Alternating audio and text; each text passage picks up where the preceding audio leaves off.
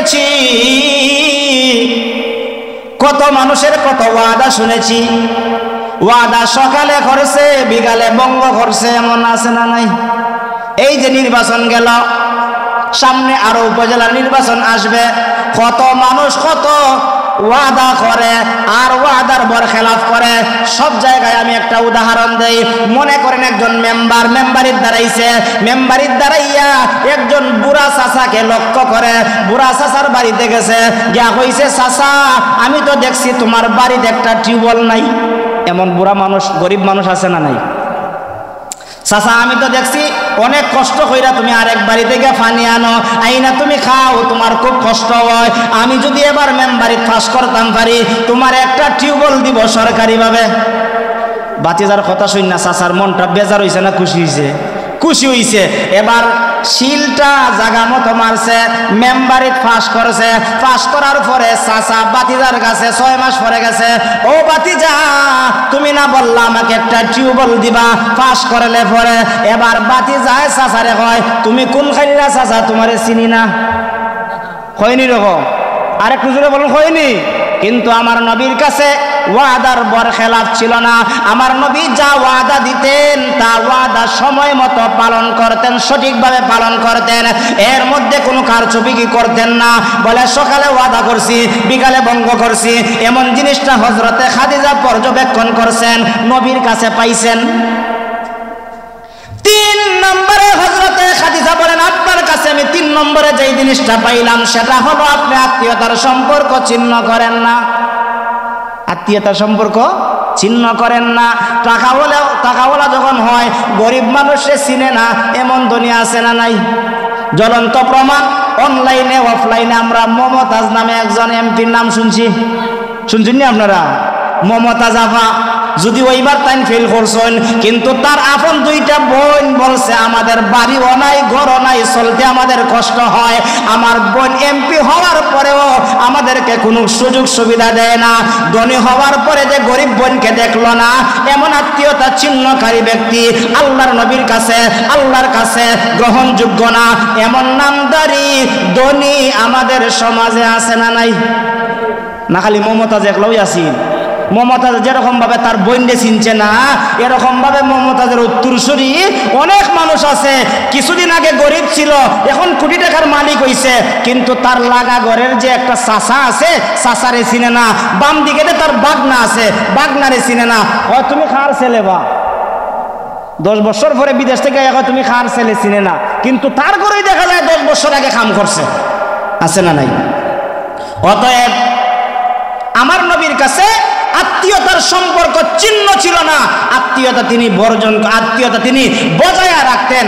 তাদের সাথে ভ্রাতৃত্বতার সম্পর্ক টিকায় রাখতেন। দুশ্মনের সঙ্গেও নবীজি ভালো ব্যবহার করেছেন, আত্মীয়তার সম্পর্ক চিহ্ন করেন নাই। নবীজি সাল্লাল্লাহু আলাইহি ওয়াসাল্লামের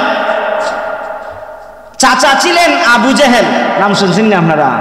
যারা আল্লাহর ঘরের মেহমান হইছে, যারা কানায়ে কাবাতে গেছে, তারা দেখছে কানায়ে কাবার চত্বর শেষ করার পরে ওই দিকেই দেখা যায় বড় হাম্মামখানা আছে, যেটারে বাথরুম আমরা কই, কেউ লেফটিনও কই না নি, যে ওইটার বানানো হয়েছে।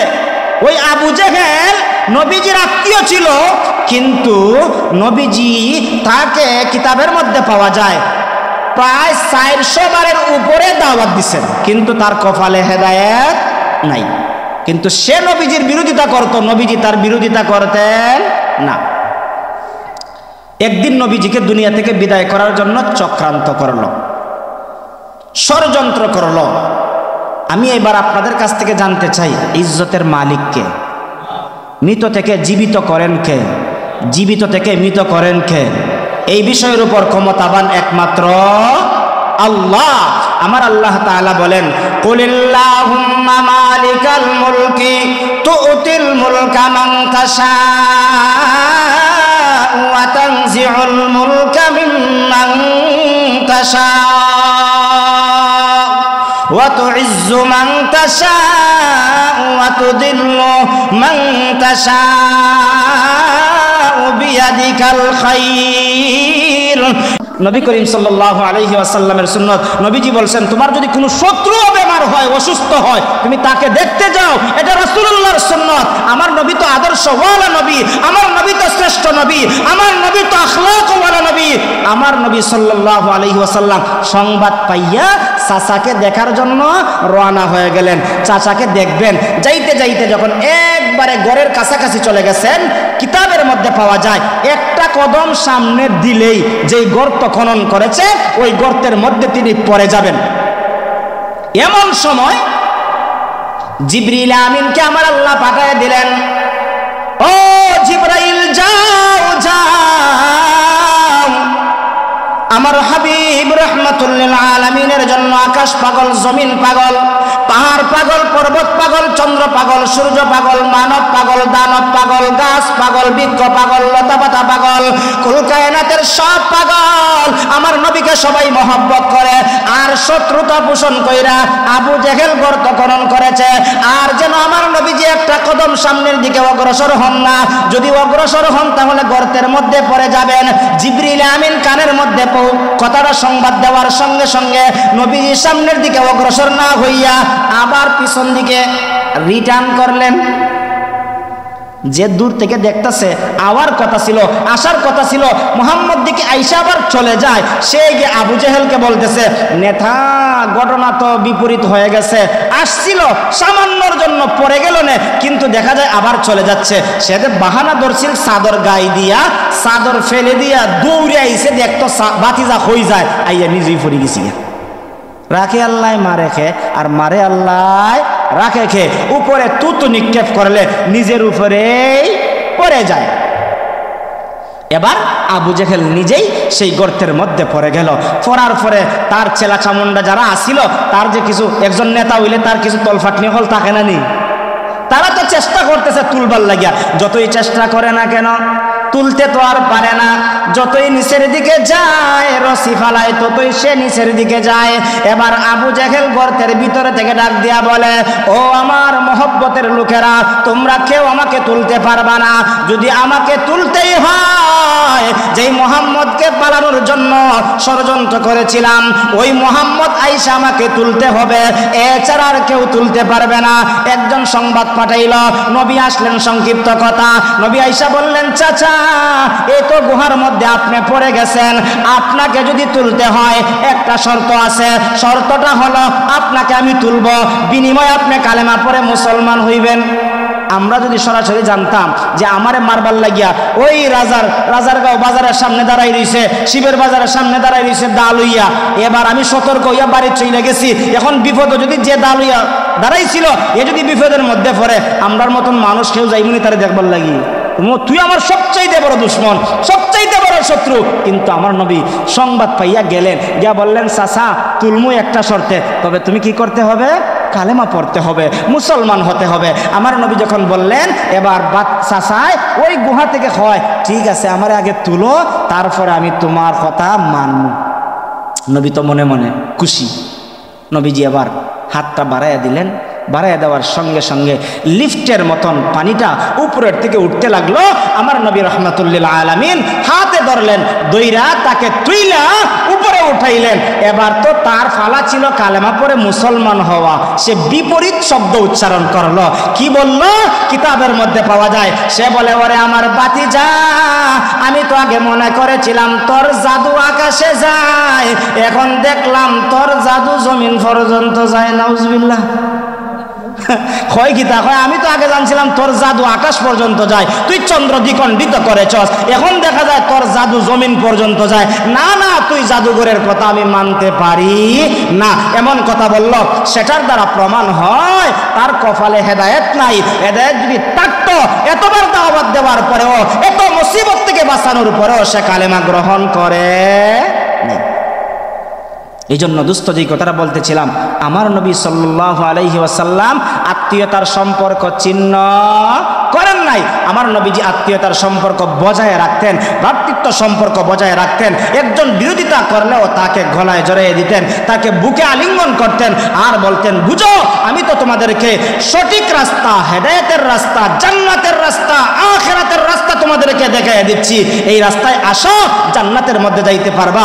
আমার নবী তো দরদি নবী ছিলেন। সংক্ষিপ্ত কথা, এতগুলো বলার পরে হযরতে খাদিজা বললেন, আপনার কাছে আমি পাইলাম আপনি আমানতের খেয়ানত করেন না, আপনার কাছে আমি পাইলাম আপনি ওয়াদার বরখেলাফ করেন না, আপনার কাছে আমি পাইলাম আপনি আত্মীয়তার সম্পর্ক ছিন্ন করেন না।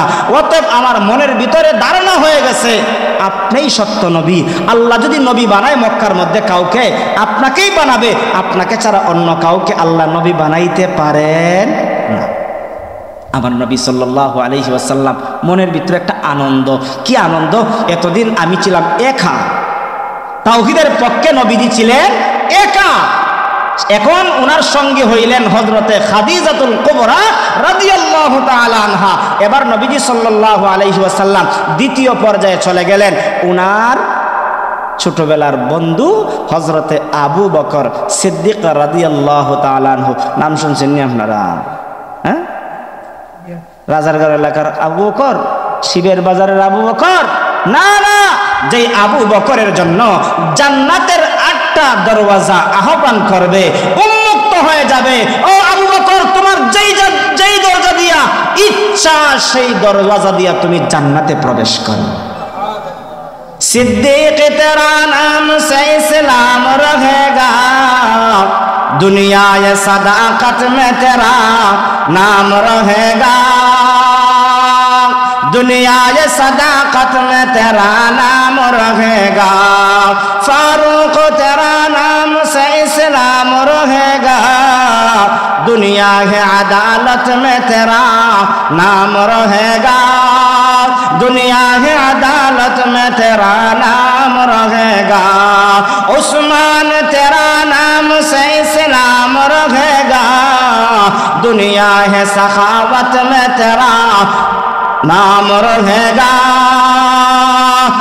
बेलाल तेरा नाम से इस्लाम रहेगा, दुनिया है मुअज्जिन में तेरा नाम रहेगा, दुनिया है मुअज्जिन में तेरा नाम रहेगा। হযরতে আবু বকর ছোটবেলার বন্ধু ছিলেন এমন একজন ব্যক্তি যিনাকে বললেন, ও দোস্ত, তোমার সঙ্গে তো এতদিন চলাফেরা করেছি, আজকে এই মুহূর্তে আমি নতুন একটা অফার নিয়ে আসছি, নতুন একটা দাওয়াত নিয়ে আসছি। এতদিন আমি ছিলাম মুহাম্মদ বিন আব্দুল্লাহ, আজকে থেকে আমি হয়ে গেলাম মুহাম্মাদুর রাসূলুল্লাহ। তোমাকে বললাম তুমি বলো লা ইলাহা ইল্লাল্লাহ মুহাম্মাদুর রাসূলুল্লাহ। কথাটা বলতে দেরি, আবু বকর কালেমা পড়ে মুসলমান হতে দেরি করলেন না। সুবহানাল্লাহ জোরে বলে। একজন বন্ধু জানে আরেকজন বন্ধু কতটুক বালা। জমিনের ক্ষেত খামারের মধ্যে যারা কাজ করে তারা জানে ক্ষেত খামারের মধ্যে আরেক বন্ধু কেমন বালা। ব্যবসায়ী বন্ধু থাকলে ব্যবসায়ী বন্ধু জানে আমার ব্যবসায়ী বন্ধুটা কেমন ভালা। প্রবাসী জিন্দিগির যদি কোনো বন্ধু থাকে, প্রবাসের জিন্দিগিতে সময় কাটাইতেছে, ওই বন্ধু জানবে এই বন্ধু কেমনটা বালা। আমার নবীর ছোটবেলার বন্ধু হযরতে আবু বকর, হযরতে আবু বকর জানেন আমার নবী কেমন বালা। নবীজি বললেন, আমি বললাম তোমাকে কালেমা পড়ে মুসলমান হওয়ার জন্য, তুমি কালেমা পড়লা, মুসলমান হয়ে গেলা, তুমিও তো আমাকে কোনো প্রশ্ন করো নাই। হযরতে সিদ্দিক আকবর বলেন, ও মুহাম্মাদুর রাসূলুল্লাহ সাল্লাল্লাহু আলাইহি ওয়াসাল্লাম, আমি কেন আপনাকে প্রশ্ন করব? প্রশ্ন করার আগেই তো আমি জানতে পেরেছি আপনি আল্লাহর নবী হবেন, আপনি আল্লাহর পয়গম্বর হবেন। পয়গম্বর হইয়া পুরুষদের মধ্যে সর্বপ্রথম আপনি আমাকে কালেমার দাওয়াত দিবেন। নবীজি জিজ্ঞাসা করেন, এটা আবার কেমন কথা? এটা আবার কেমন কথা? হযরতে আবু বকর বললেন, ও দোস্ত শোনো, কয়েক বছর আগে ব্যবসার উদ্দেশ্যে আমি সিরিয়ায় গিয়েছিলাম। সিরিয়ায় যাওয়ার পথে প্রতিমধ্যে আমি একটা স্বপ্ন দেখলাম। স্বপ্নটা দেখার পরে আমার মনের ভিতরে একটা পেরেশানি, একটা জ্বালা।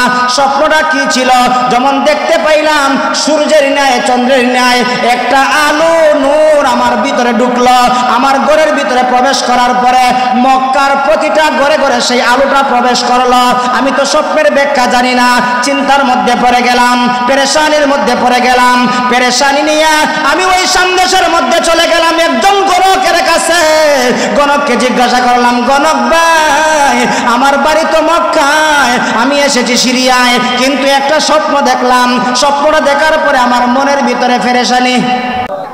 এই সংবাদটা পাওয়ার পরে হযরতে আবু বকরের কলিজার মধ্যে শান্তি আইছে না আইছে না?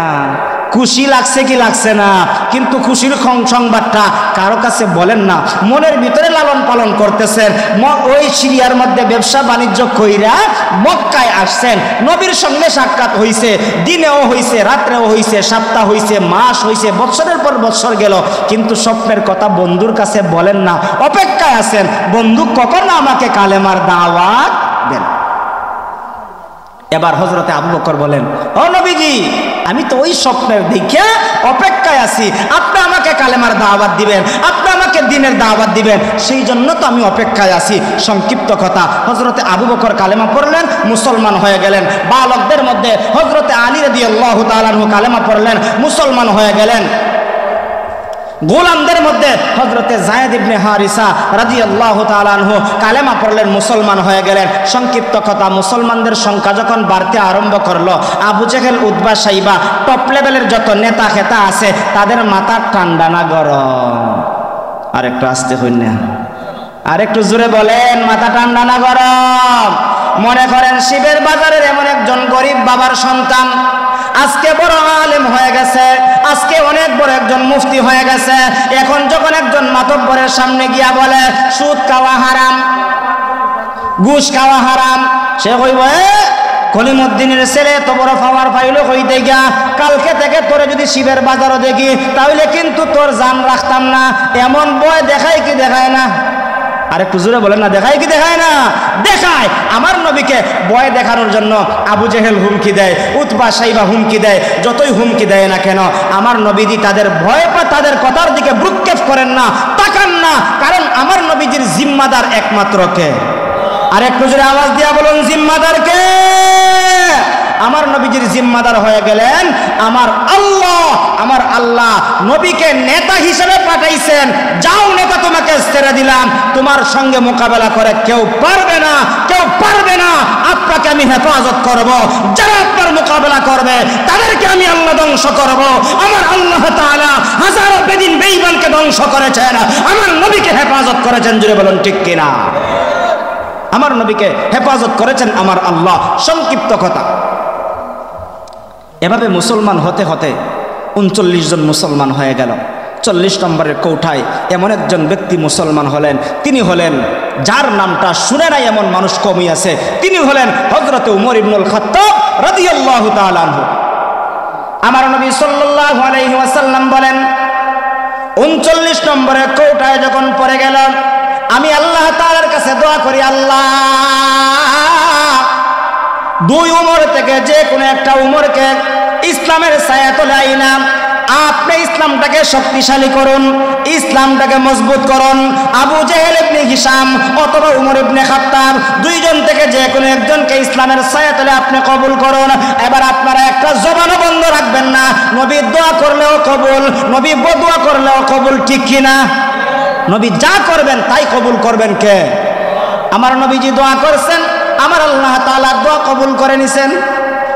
দ্বিতীয় পর্যায়ে আমার নবী সাল্লাল্লাহু আলাইহি ওয়াসাল্লাম দোয়া করার পরে কিছুদিন পরে কানায় কাবার চত্বরের মধ্যে দাঁড়াইয়া আল্লাহর কালাম তেলাওয়াত করেন। এবার আপনারা জবানটা বন্ধ রাখবেন না, উচ্চ আওয়াজে বলুন, ওই যে আল্লাহর কালাম তেলাওয়াত করলেন, আল্লাহর কালামের মধ্যে পাওয়ার আছে না নাই?